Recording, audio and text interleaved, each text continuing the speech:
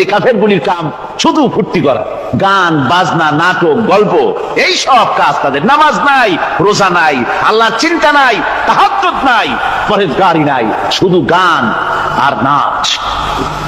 দেখেন না ফুর্তি। এই যে 1 জানুয়ারি রাত 12টার সময় আমার ঘুম ভেঙে গেল, এই যেখানে আমি ছিলাম, বিকট আওয়াজ। আমি মনে করলাম পাশের বাড়ি বুঝি ডাকাত পড়ছে। পরে বাড়িওয়ালা আমাকে বললেন যে ডাকাত না, বোধহয় এই নিউ ইয়ার সেলিব্রেট হচ্ছে, নতুন বৎসর উদযাপন হচ্ছে, বোমা দিয়ে শহরবাসীর আরামের ঘুম হারাম করে এগুলি করা হচ্ছে। এ তো গেল 1 জানুয়ারি। আর যখন আমাদের নিজেরটা যখন আসে, অর্থাৎ 1 বৈশাখ, তখন দেখছেন অবস্থা 1 বৈশাখে। এবছর আমাদের দেশে 1 বৈশাখে ঢাকায় যে দৃশ্য আমি টিভির মধ্যে দেখলাম, তাতে আমার মনে হয়নি যে 12 কোটি মুসলমানের দেশে রাজধানীতে এই দৃশ্য হচ্ছে। আমার মনে হচ্ছিল এটা বুঝি কলকাতা অথবা অন্য কোনো শহর হবে। আমি দেখলাম সমস্ত যুবক যুবতী, নারী পুরুষ, বিভিন্ন বয়সের লোক সব একসঙ্গে রাস্তায় নেমেছে, নাচতেছে। তার মধ্যে বুদ্ধিজীবী আছে, শিক্ষিত লোক আছে, সমানে নাচতেছে। আর তাদের মুখোশ পরা, বানরের মুখোশ, কুকুরের মুখোশ, শূকরের মুখোশ, ঘোড়ার মুখোশ, হাতিশিয়ালের মুখোশ, এই মুখোশ পরে এভাবে নাচতেছে। আমি চিন্তা করলাম নববর্ষের সাথে কুত্তার মুখোশের সম্পর্ক কি?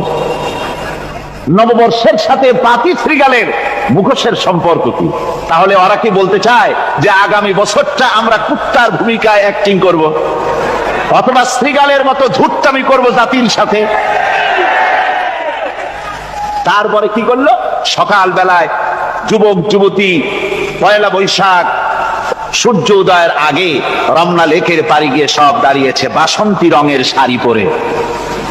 তারপরে সেখানে দাঁড়িয়ে সূর্য উদয়ের পানে তাকিয়ে সকাল বেলায় ভাবে করজোর করে বলছে, এসো হে নববৈশাখ, স্বাগতম হে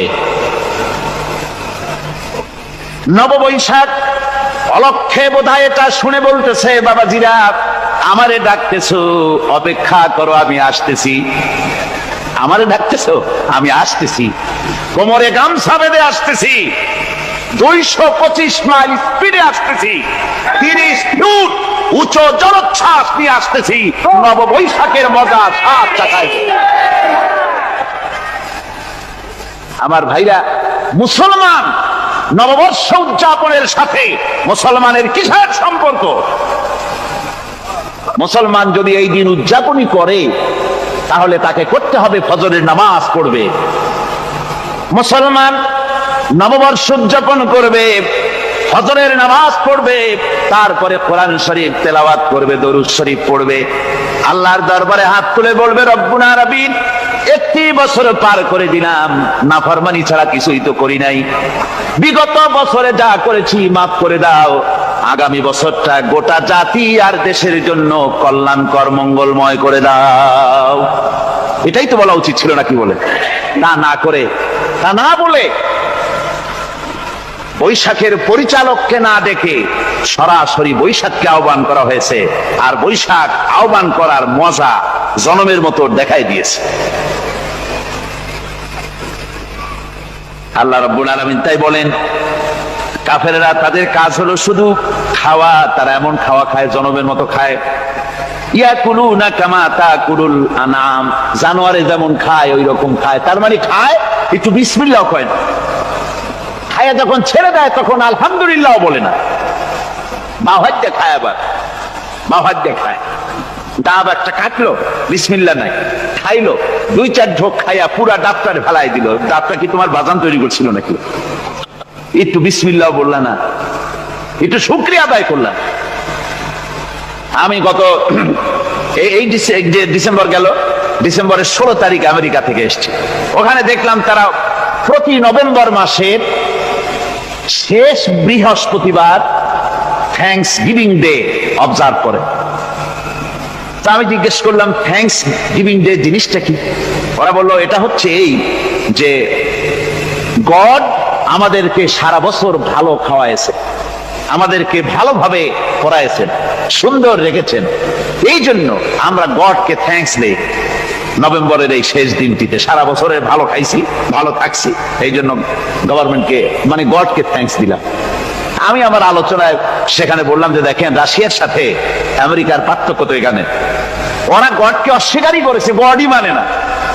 আর এরা গডের নামাজ রোজা বা ইবাদত কিছু করুক আর না করুক, গডের অন্তত একটা ধন্যবাদ দেয়।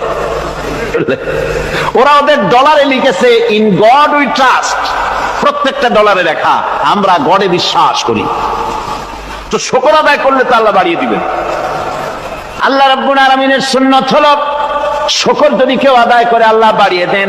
লা ইন শাকারতুম লা আযীদান্নাকুম ওয়া লা ইন কাফারতুম ইন্না আযাবী লাশাদীদ।